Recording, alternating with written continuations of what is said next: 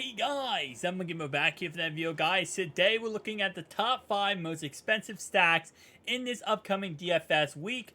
Let's go ahead and break it down. So I'm gonna be doing top 5 stacks today, like the value wise, but I'm also be talking about my top 5 stacks probably either today or tomorrow for overall wise. So this is of course broken up as following. We have the name, the price of the player, the position, what they did last week. Obviously week 1, no one did anything last week. The ownership percentage of how much, ownership are they seeing in different stacks and different, DFS lineups. Again, keep in mind that the more, the higher the numbers are. So for example, if you take Jalen Hurts and AJ Brown and do a skinny stack, then yeah, you're going to see 80% of lineups will probably have the exact same picks that you have, right? Same thing with, actually, well, I guess right now, if we go down this list here, just taking a look at examples, Herbo and Austin Eckler, Herbo, and yeah, Herbo and Austin Eckler is a good example of that. So let's go ahead and get right into it. So starting off with the way, we have yes, no, maybe. That of course means either should you go with them, yes, should you go with them, no, or maybe. Maybe it works out, maybe it doesn't work out. We have defense versus position. Now, keep in mind, these are based on last year's numbers, but they are projected based on the upgrades that team made this offseason. So, for example, the Ravens this offseason, they lost who? Marcus Peters. They also lost Calais Campbell. They also lost Justin Houston, JPP. They lost in pieces, right? Ben Powers on the offensive line. So it's kind of projected based on last year's roster and this year's roster combined. I know it's kind of weird. And I have defensive rankings, which is, the early defensive rankings for that. Now, keep in mind the defense versus position is not for example, for the Ravens stack. This is the Texans, points. So, like, Texans, Patriots, and then Packers for their defensive rankings. Hopefully that makes sense. So it's not for the Ravens defense. So Lamar Jackson is our most expensive quarterback on the week. Comes in here at $8,000. And of course, he's going to be a 70% ownership. I have him as, and let's be honest, it makes perfect sense why he would be so owned, because of the fact he has a floor with his mobility, and he also has really good weapons in his offense. Brand new offense coordinator Todd Monken, very successful at Georgia. So I do have him as a yes for week 1. He is going against, again, the Texans' second-ranked defense versus quarterbacks. 27th ranked defense overall wise. A lot of the problems is obviously the secondary, and they're also not that great against the running backs. So his first option here comes at 6,600, and that's J.K. Dobbins, and I have him as a no. J.K. is more of a pure running back between the tackles, like a bell cow back. Not as much as Gus Bus. J.K. can catch the football, but I just don't think he's going to have that many snaps in this game when it comes to, important snaps for catching the football wise. And again, as I always say, if our running back's not helping out our quarterback, then he is not useful for us in any way, right? Because if JK goes out there and has a great day and just puts up crazy yardage, and let's say I'm wrong, he does have more snaps than I'm projecting, then that means that, Lamar Jackson probably doesn't have a great day. Right? If Lamar's not running because J.K. Dobbins, if Lamar's not throwing touchdowns because J.K. scoring, then there's going to be a problem. And this week, yes, the Texans are ranked 25th versus the running back. So this could be a possibility that J.K. does go off, which again would destroy this stack completely. Now, for this stack, I do have Mark Andrews here at yes, 6,200, Rashad Bateman at 5,300. Which is a yes. Odell Beckham at 5,000, yes. Gus Bus is a no at 4,500, and Zay Flowers is a yes at 4,000. Now, I will say for this stack, a lot of the lineups I'm doing, I'm really just finding myself kind of in a skinny stack scenario. I was starting off the week with a double stack, thinking like, okay, Lamar Jackson, maybe you stack him up here with, I don't know, Odell Beckham and then Mark Andrews, or you could really go cheap here, diversify your lineup, and go with Lamar Jackson, and then also put Odell Beckham and Zay Flowers. But I'm almost getting to a point now where I'm playing Zay Flowers in so many lineups as a one-off play, and no way stacking with Lamar Jackson, that when the lineups I do with Lamar Jackson, I'm really just stacking up Lamar and Odell Beckham. That's kind of my 1-2 punch. Because I feel like week one, he's brand new. You know, it's exciting to watch him out there. And I think that's going to cause a lot of people, a lot of, throws to kind of be forced to Odell Beckham week one. Might not be throughout the season, but this is going to be the healthiest he's going to be this season is week one. So I do think that he's going to get a lot of extra throws. So I do have him here at probably my skinny stack that I'm going with. Again, like I said, Mark Andrews, you got to keep an eye out on him too because he didn't practice all last week. He is dealing with something. We don't know what it is. John Harbaugh says it's not serious, but keep an eye out on him for that reason. But other than that, this stack is not my favorite stack of the week, in all honesty. I know they have so many weapons, but at the same time, though, I just don't have confidence in this Ravens offense week one. Todd Monken, their offense coordinator, did come out and say that this offense is far from where they want to be. And it's very possible they come out in this game and start running the ball very quickly and very early. And if they're successful with it, they might just do that throughout the game. We all the time we like to think as DFS or fantasy players as, the team wants to get this certain guy all the yards in the world. The team wants this guy to be MVP or whatever, right? But at the end of the day, a lot of teams, they don't care about our fantasy lineups, which obviously they shouldn't, right? But at the same time, though, yeah, they're going to go out there and potentially your guy gets no points. They're not going to force a pass to someone for no reason. The second most expensive lineup of the day is Jalen Hurts. And yes, there's going to be a lot of skinny stacks, like I said earlier in the video, between Jalen Hurts and A.J. Brown, which makes perfect sense because, again, yes, they are very expensive, and that's why you're going to see a skinny stack. Because when you got a 7,800 quarterback and a 7,600 receiver, you're going to have to find yourself going with a Zay Flowers at maybe the flex play there to help you out and kind of keep you in budget with some other guys, right? So I'm not against the idea here of going with a skinny stack, but it's going to be so chalky that I'm finding myself avoiding that stack altogether. If I am going with Jalen Hurts, which I am in around 5% of lineups, I'm finding myself going with Jalen Hurts and then piggying back and going with Dallas Goedert. Now, Dallas Goedert will be 60% owned this week, as again, they are playing the Patriots, and the Patriots are a 6th ranked defense, which obviously is really good. But I'm not too concerned about the Patriots, in all honesty.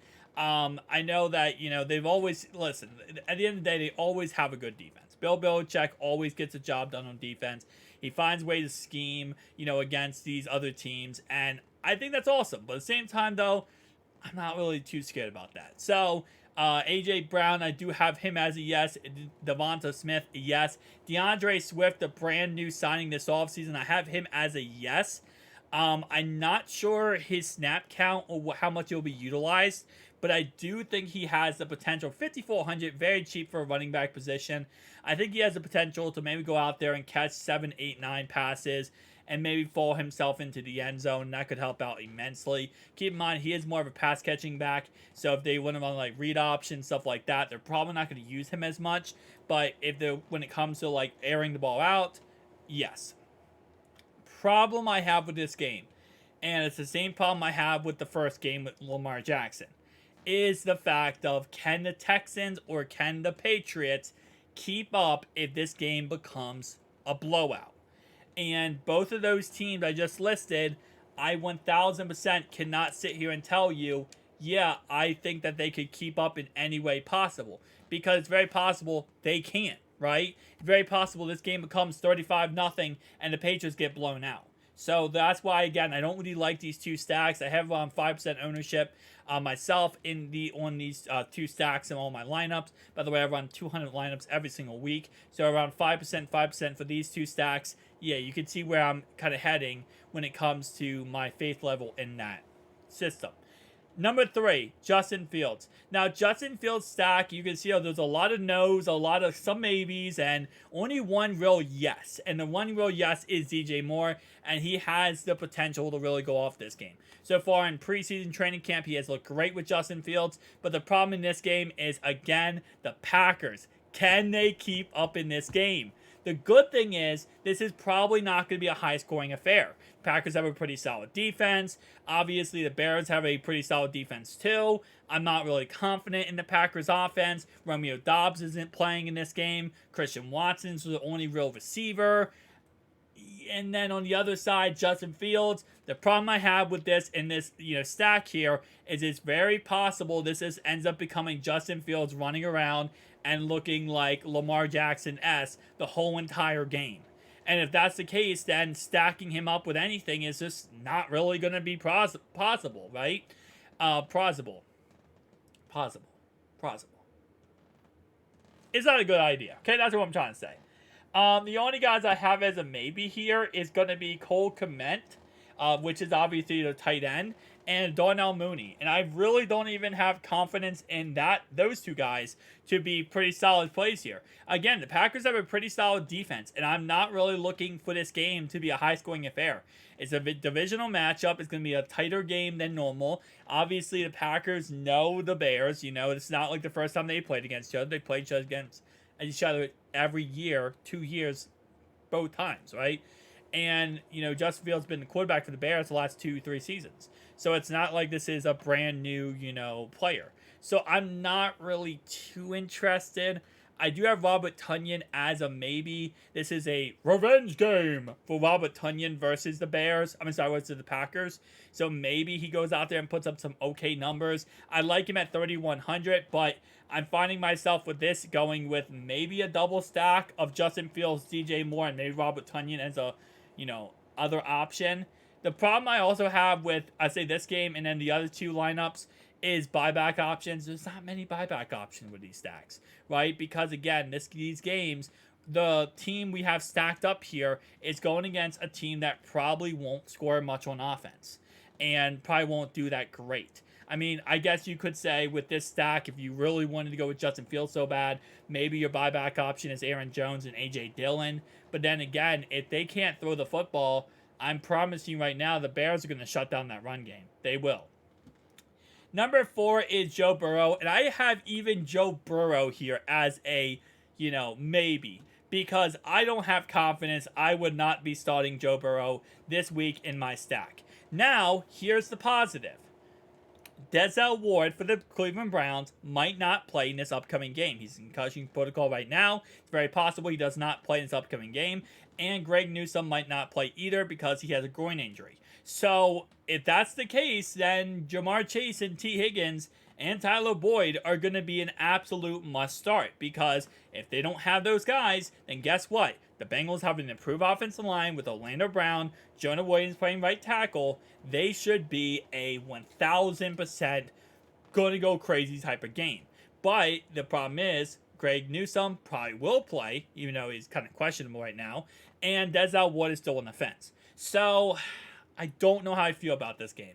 It's a divisional matchup. The Browns always play the Bengals tough in Cleveland, especially the last time. Joe Burrow's won one time since 2019.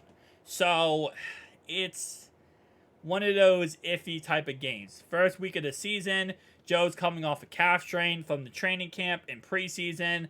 I don't know how much they're going to push him in this game. You got Myles Garrett. You got Zarius Smith. You got a really revamped defensive line for the Cleveland Browns. So to think that they're going to be able to just dominate in this game is really idiotic.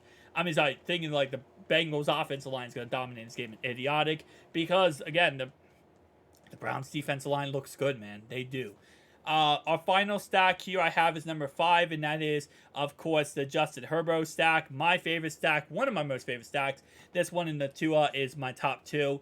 I think it's going to be a high-scoring affair. There's a lot of buyback options in this game. And by the way, there's also a lot of buyback options in this Joe Burrow stack. You could buy back with Amari Cooper. You could buy back with Peoples-Jones, Elijah Moore, Nick Chubb. There's a lot of different buyback options there. But for this one, stack 5, there's a lot of buyback options too. Obviously, if you are stacking this up, you could go with a double stack of Austin Eckler, and you could go with I'd say Mike Williams. I wouldn't do Keenan Allen if I'm doing a double stack there. Justin Herbert is so cheap that you can easily stack up 2 options and feel confident here. So you could go with Austin Eckler if you wanted to.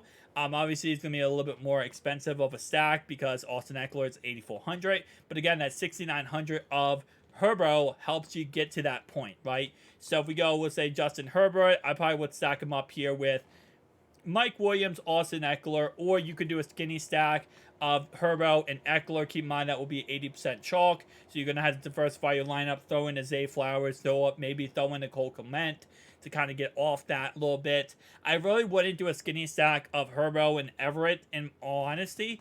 That probably wouldn't be what I'd go to. Quentin Johnston, obviously the first round rookie this year. I'm not sure how I feel about him yet. I need to see a snap count or some type of play time with him to see where he's sitting and where he's getting to. So right now I'm going to go with a maybe.